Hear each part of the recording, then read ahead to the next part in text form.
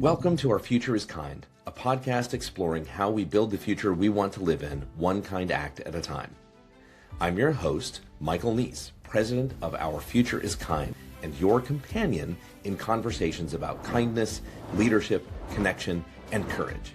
Each week, I sit down with thoughtful leaders, creators, and bridge builders to explore what a healthier, more humane future could look like, and the choices it takes to build it. These are honest conversations about purpose, culture, curiosity, and what it really means to show up for one another at work, in our communities, and in everyday life. Along the way, we'll unearth practical ideas, small but meaningful acts, and questions worth sitting with, because building what's next is a choice. So let's dive in. Coming on November 13th, World Kindness Day, is a new book about building a kinder future through compassion, connection, and everyday action. Cindy Rowe is an internationally recognized speaker known for transforming organizations through the unexpected power of kindness and heart-centered leadership. Named a top 50 women speaker, she has experience helping leaders and teams harness emotional intelligence to drive engagement, performance, and retention. She is also a co-author on the forthcoming book, Our Future is Kind, and I'm so glad to call you co-author. So, Cindy Rowe, welcome to the program. Thank you so much, Michael. I'm excited to be here and chat with you today. Well, thank you for being here. And I just introduced you, but I would love for you to tell the audience what makes you, you. Well, there's only one me, and we're lucky for that. No, what makes me me? I love being around incredible people, surrounding myself with like-minded people, and serving others however I can. And one of the ways that you spoke when you introduced me is I am a professional speaker who speaks on kindness, and I am self-proclaimed. I have as a kindness ambassador, and I've been a kindness ambassador for 11 years, going on 12 here this fall. And that happened because I was in a really dark spot. And my story, stems from that dark spot when a friend told me that I needed to do an act of kindness to feel better. And that completely transformed my life. And so I'm on a mission to share that with everybody that I can, that kindness is really a life transformation in the waiting, in the making. It's simple and it's free. And I love people. I love connecting people. I love being around people and, using my story to hopefully inspire and encourage them to be more kind in everyday situations. I love the fact that you talk about starting in darkness because it's hard. Life is hard. You turn on the news and it's hard. And, whether we are taking care of our families or our own needs, or we're going to work, we're trying to catch the right flight to the right place at the right time. These days, that's pretty rough. Can you just tell our audience, how do you see the courage that it takes to reach down inside and overcome that dark moment? Whatever people are listening in and they're experiencing, how did they do this? Yeah, I at that point in my life, I thought I was doing all the right things. And it's funny, when you look back and reflect, right? I mean, it was almost 12 years ago. Hindsight is so much easier or better, but that dark period of time, in the back of my mind, I knew other people had it worse off than I did. And I don't know if you've ever been in a dark period of time, but it was not just a couple days or weeks. It was a really long time. And I sought help. I was seeing a therapist. I was doodling. I was trying to meditate. I joke about whoever can meditate, hands off to you because I can't, but I was doing all the right things, but nothing was working. And, I simply just reached out to a friend. And I think that's one thing that I really try to be that person for all of my friends since that situation, right? Like I let them know they're not alone, even if I don't know that necessarily they're going through a dark spot, but constantly reaching out, constantly, just letting them know that I care and I love them. And I think that was one of the things this gentleman that I reached out to, like we were just having a regular conversation and he had asked me a question. I was like, dude, my life sucks. Like, I don't even know what to do about it. Yeah. And that's when he's like, you're going to think I'm crazy, but I think you need to do an act of kindness. And I remember like laughing at him. I'm like, okay. Like, but when you are like, when things are heavy and dark, you don't think about doing kindness. You don't think about doing something for somebody else. And I was like, why would I do that? Like, seriously, why would I do an act of kindness? And again, when you're in a dark spot, you're typically bitter, you're angry, like, you're grumpy. Like, I was not a very positive person. And he's like, it's so simple. He's like, when you do something for somebody else, it takes the worry off of what you're dealing with. And I didn't understand it at the time, but I did it anyway because I was like, I have tried everything. So if he thinks this is going to help me, I guess I'll try it, And it took a couple acts of kindness to really feel that, but it did. It was, I did feel better. And then I got that taste of it.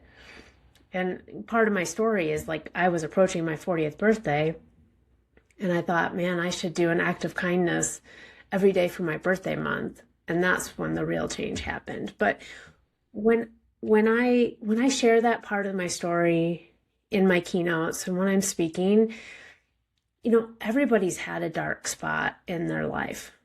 I don't think anybody has gone through a period of time where it's just been absolutely amazing and incredible. And so when I'm vulnerable and I share that part of my story and let them know that, hey, I overcame it because of kindness, it does two different things. Like it really sheds a light on the power of kindness. And it also lets them know that I am no different than they are, And I think that's really one of the powerful moments in my presentation that showcases the power of kindness and not being alone and being able to be open to ideas that maybe you never even thought of before to get you out of that dark spot. Well, I'm glad that you mentioned people. You mentioned a therapist, right? You mentioned a friend. You've mentioned that you were doing kind acts for people. Yeah. And now, I'm just anticipating an awful lot of what you spend your time doing is really trying to dig down and say, this next audience that I'm going to speak to, they have something they need. And if I can figure out what to deliver to them, I'm now doing a mitzvah for them. I'm doing some sort of great act for them as well. So yeah, it's community is a really big part of my kindness practice as well. How do you see that as something people can grab hold of in their own lives? Community or? Yeah, community or just strengthening relationships they've already got.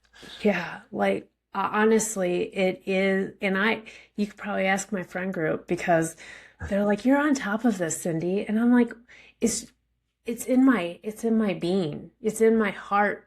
And because kindness is a core value of mine, it's easier to think about others and that things are top of mind. And I know the value of what I can bring to others, but I also know the value of what they bring to me. And I think I'm a very giving person. when it comes to my friendships and my relationships and building my network outside of, my social network, but expanding that out into the business world and how I think my number one top of mind is how can I serve? And so I'm not looking at what can I get?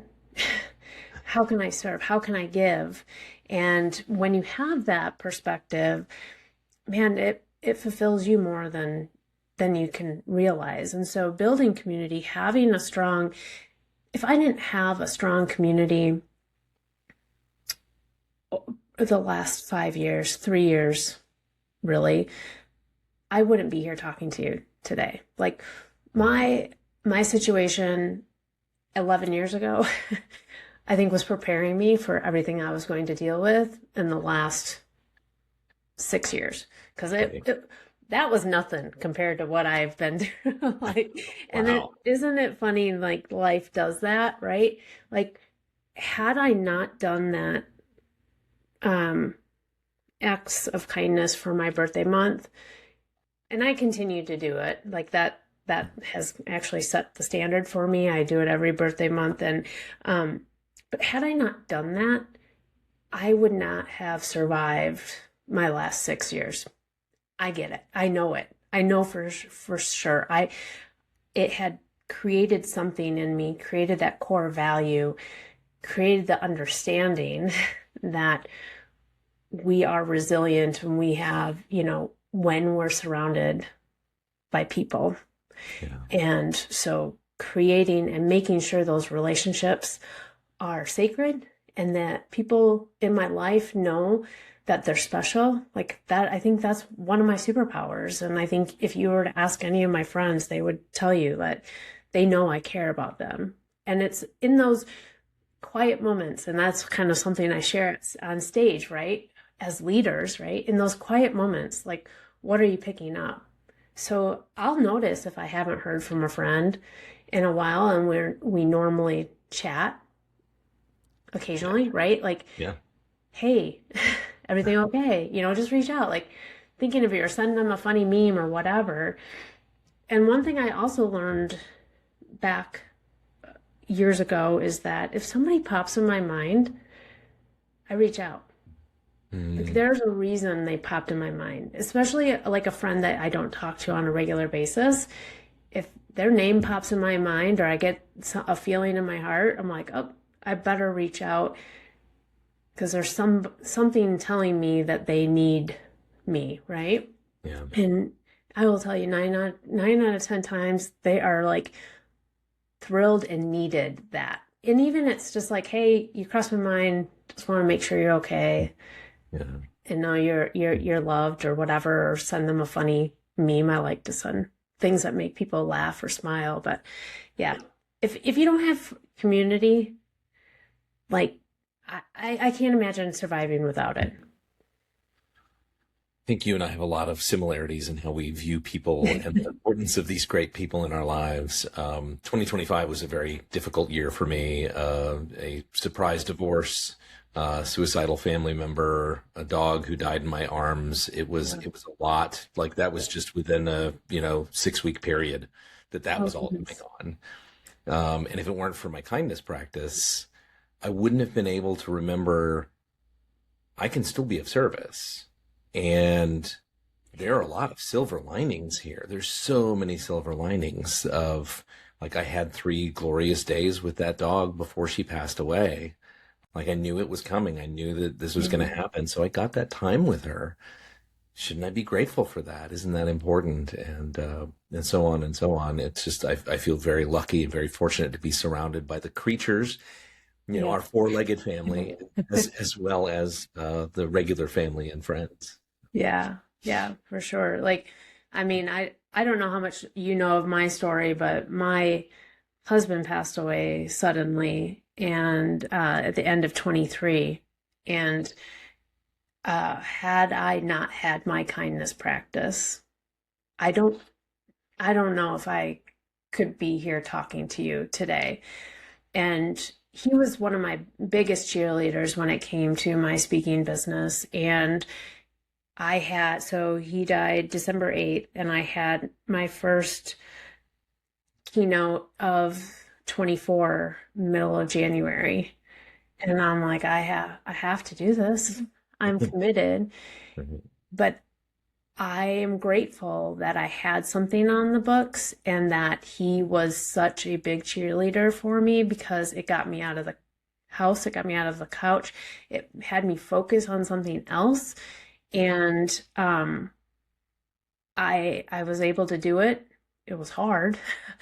But it pushed me through, a period of time. And I have a lot of people that look out after me and like, we don't understand how you do it, like how you can keep going, or how you can, continually speak. And when you're going through that was like the first part of 24. And I'm like, I owe it to him. He wouldn't want me to stop. He wanted to see me on the big stages. I can't give up because of him, like not being here. Like that's how I'm going to honor him, and I honor him in my speaking like that. I'm grateful, as you said, you got 3 glorious days with your 4-legged friend when you knew they were dying, and I got 4 years in one day with my true love. It was such a short period of time, but I'm grateful.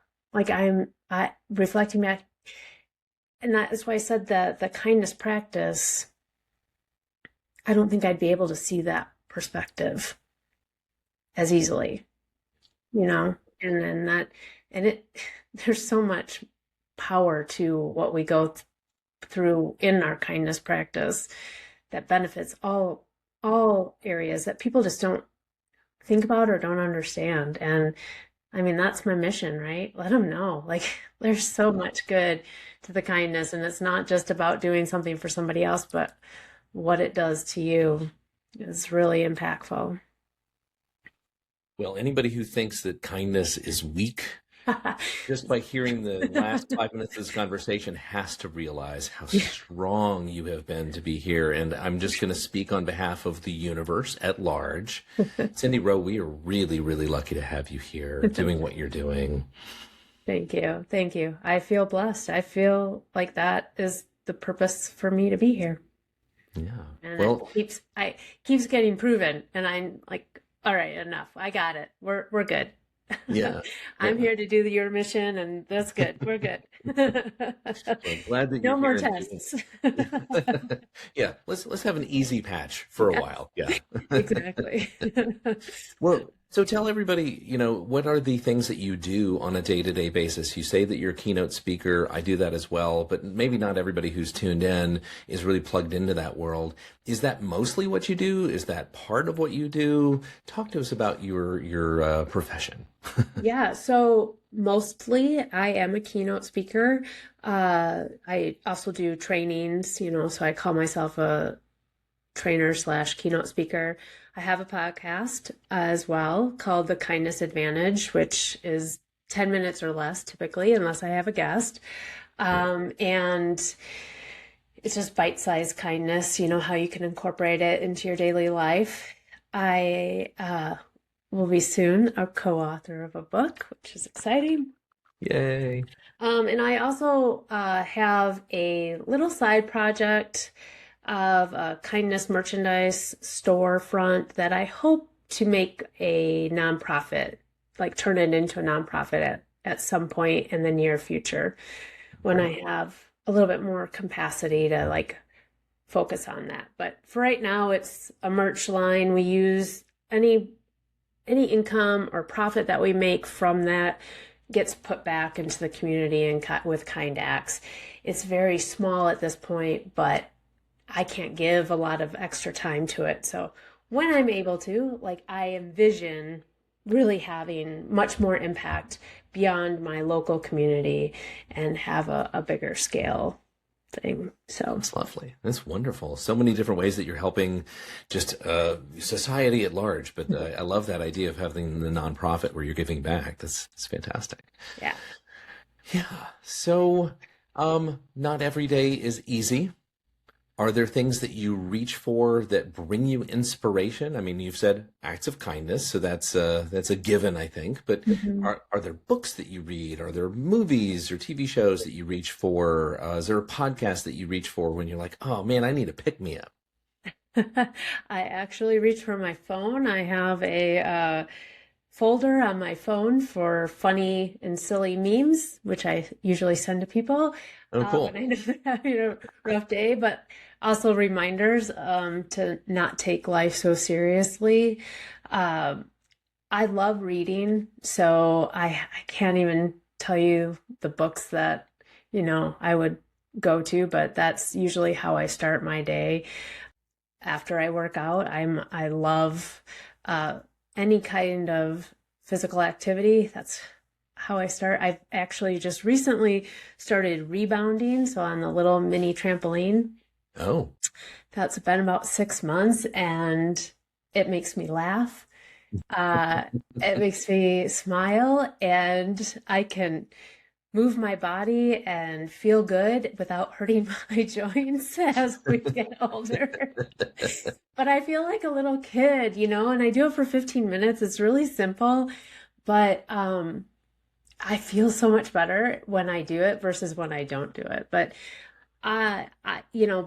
books, music is therapy for me. So, I have special playlists. Like I call it my Scott playlist. So when I want to feel him closer to me, it's some of his favorite songs that I'll play. Otherwise, I have upbeat, positive music, some heavier stuff that I like to scream at. So depending on my mood, really. But I also am a big practicer of gratitude writing and journaling. I believe in it 100%. I've been doing it, I don't even know how long, but to start my day with gratitude really helps me connect, I guess, to the reason I'm here, and I share that too in my trainings and workshops and keynotes. Like, if you're not focusing on gratitude, that is the one game changer you can do tomorrow, right?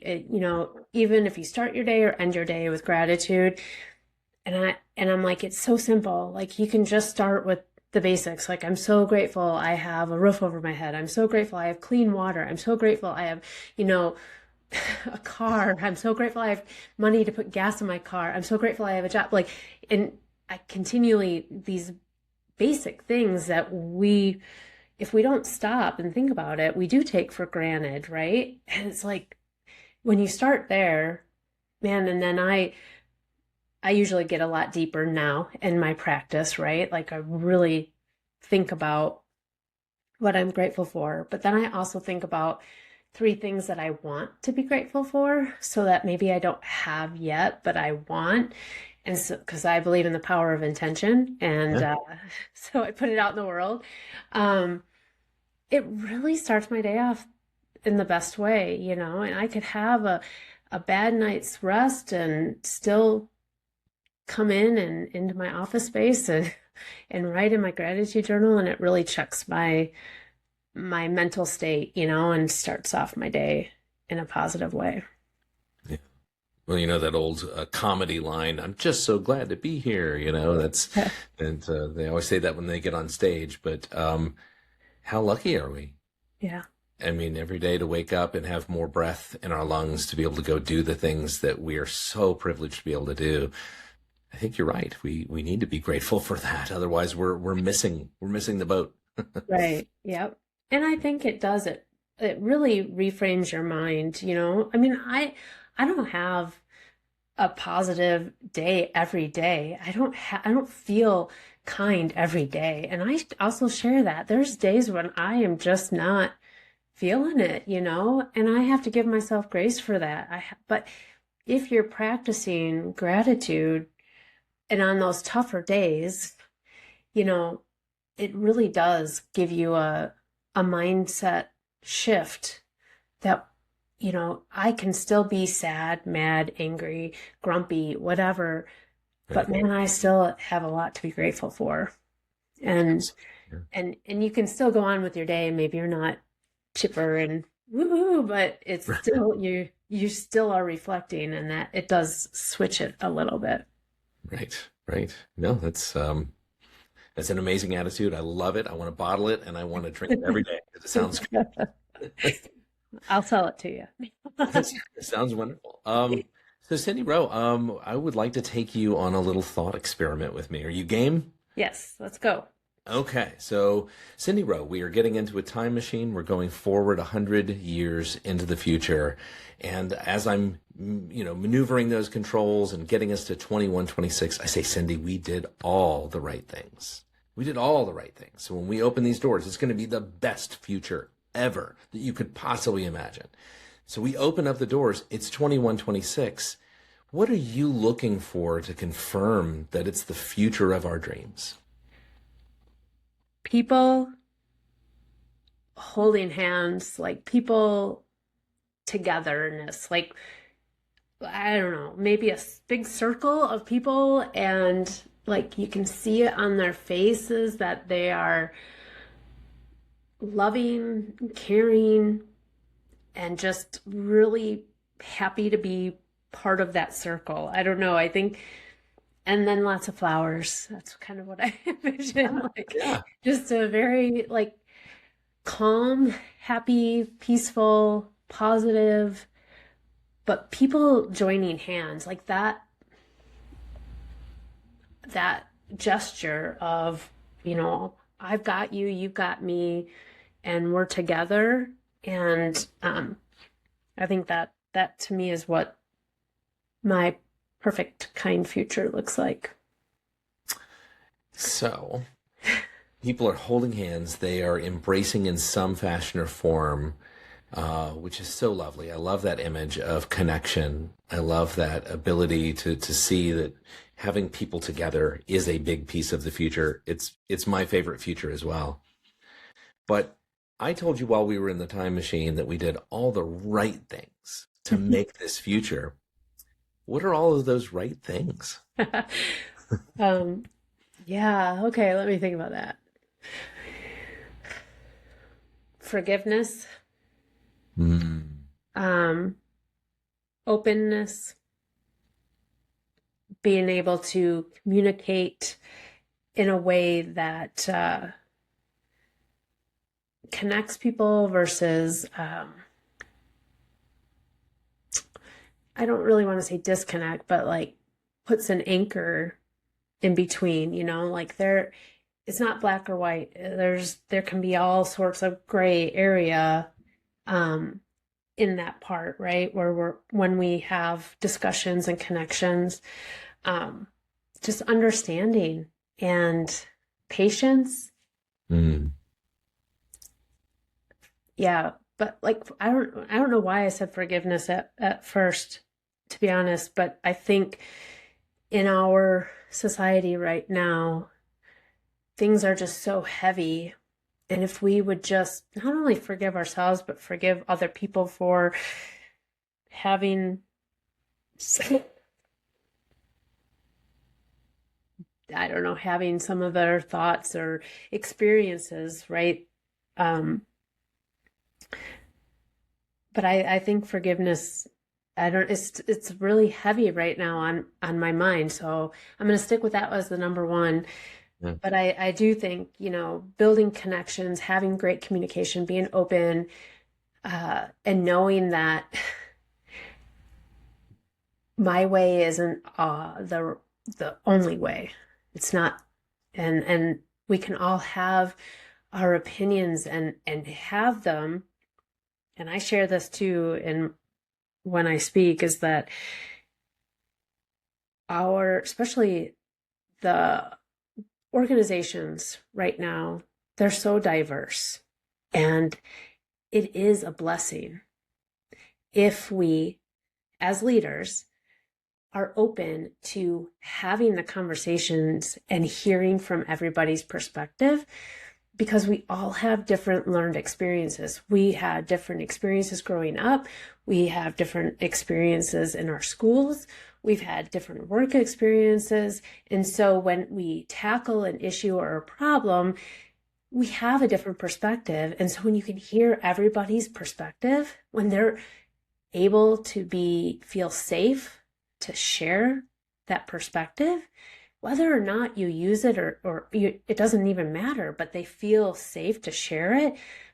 And like the opportunities for innovation and creativity and problem solving it's huge. So having maybe the psychological safety aspect of it, feeling safe to share your experiences and having that kind of world, man, it's okay. Like that's how it should be. Like I can have this idea and you can have your idea and it might not be the same, but it's really cool that we have those ideas. Now, how can we solve this problem? Like how can we take that, so I think that would be a really cool place to start for, building an amazing, kind future.